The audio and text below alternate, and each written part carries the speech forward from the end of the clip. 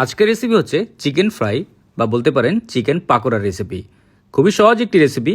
প্রথমে আমরা নিয়ে নেব একটি চিকেন ব্রেস্ট, আর এই ব্রেস্টটিকে আমরা কুচি কুচি করে কেটে নিব।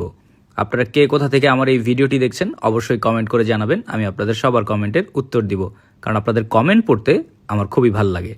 তো দেখতেই পাচ্ছেন চিকেনগুলোকে আমরা ছোট ছোট করে কেটে নিচ্ছি। কাটা হয়ে যাওয়ার পরে আমরা এই চিকেনগুলোকে আরেকটি বাটিতে নিয়ে নিব।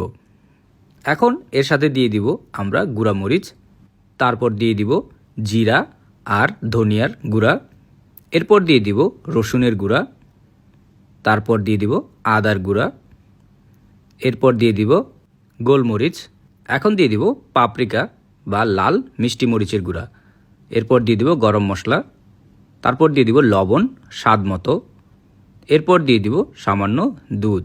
আপনারা যে কোনো দুধ ব্যবহার করতে পারেন, গুঁড়া দুধের সাথে পানি মিক্স করেও। এরপর দিয়ে দিব ভিনেগার। তারপর এই সবগুলোকে একসাথে আমরা ভালোভাবে মিক্স করে নিব। মিক্স করা হয়ে গেলে আমরা এগুলোকে কিছুক্ষণের জন্য ম্যারিনেট করতে রেখে দিব। 30 মিনিটের মতো রাখলেই হয়ে যাবে।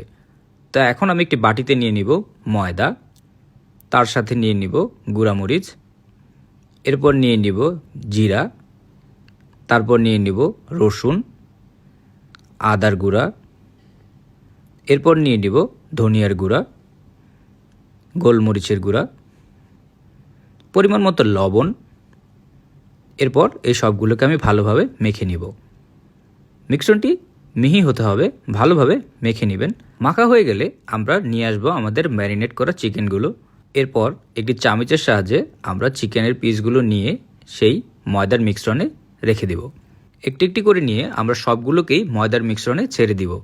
এরপর ভালোভাবে এই চিকেনের গায়ে ময়দা মাখিয়ে নিব। আস্তে আস্তে যত্ন করে আমরা সময় নিয়ে ময়দাটি চিকেনের গায়ে ভালোভাবে মেখে নিব। যখন ময়দাটি চিকেনের গায়ে ভালোভাবে লেগে যাবে, এরপর আমরা এই চিকেনকে নিয়ে মিডিয়াম গরম তেলের উপর ছেড়ে দিব।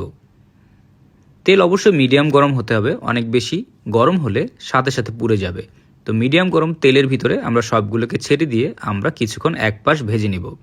যখন এক পাশ ভাজা হয়ে যাবে তখন আমরা সবগুলোকে চামচের সাহায্যে নাড়াচাড়া করে উল্টে দিব। দিয়ে আমরা ততক্ষণ পর্যন্ত ভাজবো যতক্ষণ পর্যন্ত এর গায়ের রং গোল্ডেন ব্রাউন কালার না হয়ে যায়। যখন দেখবেন এর রং গোল্ডেন ব্রাউন কালার হয়ে গেছে, বুঝতে হবে আমাদের ভাজা হয়ে গেছে।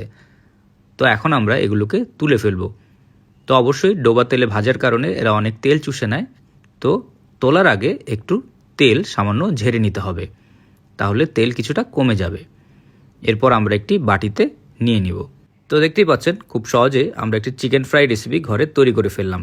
এই রেসিপিটি চাইলে আপনারা ইফতারে পরিবেশন করতে পারেন, আর সবাই খেয়ে খুবই প্রশংসা করবে। খেতে খুবই মজা আর খুবই ক্রিস্পি। এরকম মজার মজার রেসিপি পাওয়ার জন্য টোস্টেড বাংলা পেজকে অবশ্যই ফলো করবেন।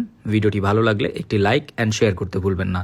সবাই ভালো থাকবেন, সুস্থ থাকবেন, আর মজাদার খাবার ঘরে তৈরি করে খাবেন। আর সবার জন্য রইল রমজানের শুভকামনা।